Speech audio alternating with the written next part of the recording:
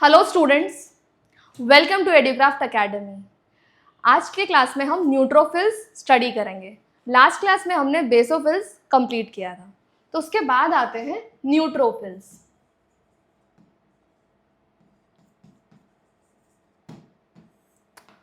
देखो, न्यूट्रोफिल्स, इसके बारे में खास बात है, लार्जेस्ट इन नंबर।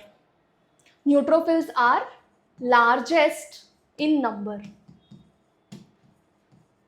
कितने? तो 65 to 70%।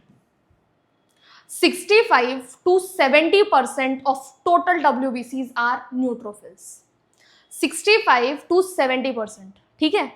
अब कमेंट्स में मुझे बताइए smallest number of WBCs। Smallest number कौन से WBC के? लार्जेस्ट नंबर तो न्यूट्रोफिल्स के हो गए, स्मॉलेस्ट नंबर किसके हैं? ठीक है, उसका परसेंटेज में बताइए। जैसे इसका 65 to 70% है, वैसे ही WBC स्मॉलेस्ट जो भी है उसके कितने परसेंट है और उसका नाम क्या है। ठीक बात।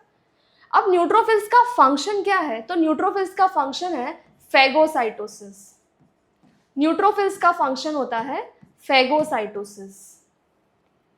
मैं यहां पर आपको एक टर्म सिखाना चाहती हूं, फेज। फेज, ये फेगो दिख रहा है, फेगो। तो यहां से मैं आपको फेज टर्म का मतलब सिखाना चाहती हूँ। फेज, फेज शब्द का मतलब होता है टू ईट। फेज शब्द का मतलब होता है टू ईट। ईट, किसी भी चीज को खा जाना, उसे फेज कहते हैं। किसी भी चीज को खा जाना उसे फेज कहते हैं। तो फेगोसाइटोसिस क्या हो जाएगा? ये WBCs जो भी पैथोजन है, जो भी माइक्रो ऑर्गेनिज्म है, जो भी फॉरेन बॉडी है जो हमारी बॉडी को अफेक्ट करने वाली है, उसे खा जाएगा, उसे खा जाएगा। तो ये क्या करता है? Ingest, it will ingest and kill the germs. Neutrophils will ingest and kill the germs by phagocytosis. ठीक है, तो हमने हर WBC का मैकेनिज्म ऑफ एक्शन समझा था, राइट? जैसे हमने लिम्फोसाइट्स में समझा इम्यूनिटी। लिम्फोसाइट्स इम्यूनिटी देते हैं कैसे? एंटीबॉडीज प्रोडक्शन करके। लिम्फोसाइट्स एंटीबॉडीज प्रोड्यूस करते हैं। बी लिम्फोसाइट्स एंटीबॉडीज प्रोड्यूस करके प्लाज्मा में डालते हैं। इस बात को क्या कहते थे? Humoral mediated immunity, right? तो वैसे न्यूट्रोफिल्स का function by phagocytosis. Largest in number में सबसे ज्यादा।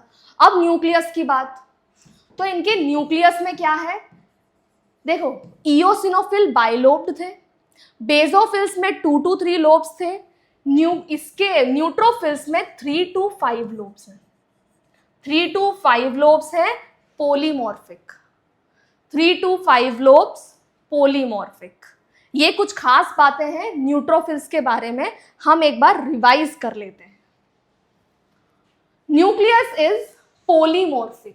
पोलीमॉर्फिक nucleus, 3 to 5 lobes, and lobes are connected by strand. Lobes एक स्ट्रैंड से कनेक्टेड होते हैं। न्यूट्रोफिल के न्यूक्लियस में polymorphic nucleus, 3 to 5 lobes connected by thin strands. इसका मतलब ये न्यूक्लियस होगा, ये इसके अंदर इस तरीके से ये एक लोब होगा, दूसरा लोब होगा, तीसरा लोब होगा, चौथा लोब होगा, राइट? इस तरीके से 3 to 5 lobes होंगे which will be connected by thin strands. 3 to 5 lobes connected by thin strands. They get stained with neutral dyes. नाम न्यूट्रो टर्म क्यों आया? Because they get stained with neutral dyes. Acidophils acid dye, basophils basic dye, neutrophils neutral dye. Main function phagocytosis. Phagocyte मतलब जो भी pathogen है, जो भी foreign particle है, उसे इंजेस्ट कर लेना और उसे खा जाना। इंजेस्ट कर लेना, खा जाना, बिकॉज फेज टर्म का मतलब ही होता है टू ईट। तो फेगोसाइटोसिस क्या हो जाएगा? Ingest and kill that pathogen. Normal count 4000 to 5000 पर ml ऑफ ब्लड। काउंट कितना है? 4000 to 5000 per ml of blood. So it accounts for 70% of total WBC count. It accounts for 70% of total WBC count. ये कुछ बातें हो गई neutrophils के बारे में, आप इनकी नोट्स बना लीजिएगा। नेक्स्ट क्लास में हम लिम्फोसाइट्स कंटिन्यू करेंगे। Thank you.